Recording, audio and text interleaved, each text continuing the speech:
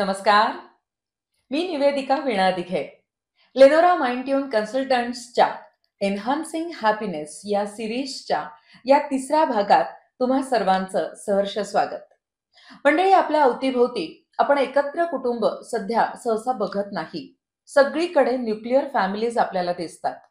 या फॅमिलीज मधील प्रत्येक जण आपापल्या क्षेत्रामध्ये यशस्वी दिसतो. पण असं असतानाही ही कुटुंब आनंदी दिसत नाहीत. म्हणजे सक्सेसफुल फॅमिलीज हॅपी फॅमिलीज दिसत नाहीत. असं का? हेच मला आज जाणून घ्यायचंय डॉक्टर सीताराम कोल्हे सरांकडून. तर सर, असं का होतं की कुटुंब हॅपी फॅमिली म्हणून का दिसत नाही? न्यूक्लिअर फॅमिली म्हणजे आई वडील आणि मुलं. हं.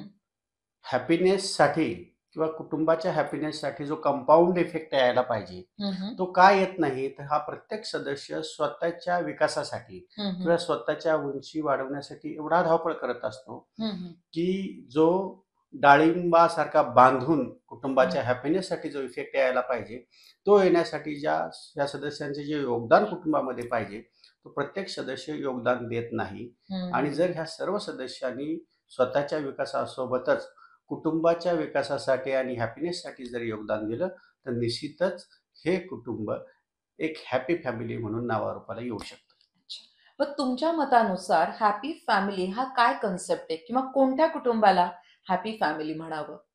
हॅपीनेस किंवा हॅपी फॅमिलीसाठी हं. काही एक पॅरामीटर्स आहेत. हं, हं. एक तर त्या नात्यामध्ये असणारं बॉन्डिंग, हं. एकमेकांमध्ये असणारं समजून घेण्याची वृत्ती, हं.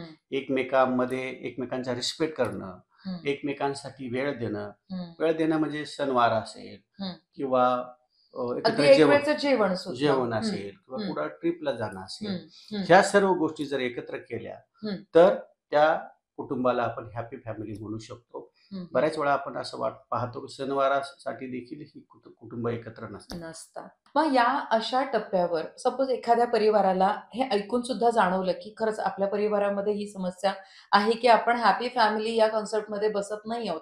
तर या टप्प्यावर काउन्सिलर म्हणजे सायकॉलॉजिस्ट, सायकोथेरपिस्ट हे कशी मदत करतात आणि कोण याच्यासाठी प्रयत्न करायला पाहिजेत?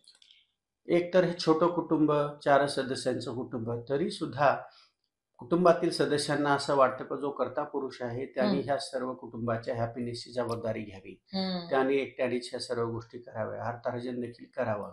परंतु असं काही नाही की कुटुंबातल्या कुठल्याही सदस्याने ती जबाबदारी उचलून जर हा रोल केला आणि कुटुंबाच्या सर्व सदस्यांच्या हॅपीनेससाठी आणि तो कंपाऊंड इफेक्ट येण्यासाठी हं. जर काउन्सिलिंगची मदत घेतली तर तो काउन्सिलर हॅपी फॅमिली म्हणजे फॅमिली काउन्सिलिंग आणि कपल काउन्सिलिंग ह्या सर्व गोष्टी एकत्र करतो. हं. त्याच्यामध्ये प्रत्येक सदस्याच्या वैयक्तिक विकासासोबतच हं. त्या कुटुंबाच्या एकत्र विकासाचा आणि हॅपीनेसचा देखील तो विचार करतो हं. आणि त्याच्यातून प्रत्येकाला त्या पद्धतीचं सोल्युशन देतो, गोल हं. ठरवतो, त्याच्या स्ट्रॅटेजी ठरवतो आणि त्याप्रमाणे त्या इम्प्लिमेंट करून हं. याचा एक कंपाऊंड इफेक्ट देऊन हॅपी फॅमिलीने या संज्ञेमध्ये मोडेल अशा हं. प्रकारचं कुटुंब हं. हं. काउन्सिलरकडून निर्माण केलं जातं. आणि अशी जर छोटी-छोटी कुटुंब एकंदर हॅपी झाली तर खरोखरच समाजामध्ये एक खरंय, हॅपीनेस खरंय. निर्माण होईल आणि एक अगदी निकोप समाज आपण जो म्हणतो, खरंय. तो निकोप समाज निर्माण होईल. खरंच आहे. कारण आपल्या या समाजाचा मूळ आधार जो आहे, ती आहे कुटुंब संस्था. त्यामुळे प्रत्येक कुटुंब संस्था बळकट होणं आणि त्याला पाया असायला पाहिजे तो विश्वासाचा आणि प्रेमाचा. तरच आनंदी वास्तू उभारू शकते आणि यामध्ये सायकॉलॉजिस्ट, सायकोथेरपिस्ट हे फार आपल्याला योग्य वेळी मदत करू शकतात. तर अशाच महत्त्वपूर्ण प्रश्नांच्या योग्य उत्तरासाठी एन्हान्सिंग हॅपीनेसच्या पुढच्या एपिसोडमध्ये आपण नक्की भेटूयात. निरोप आजपुरता. नमस्कार.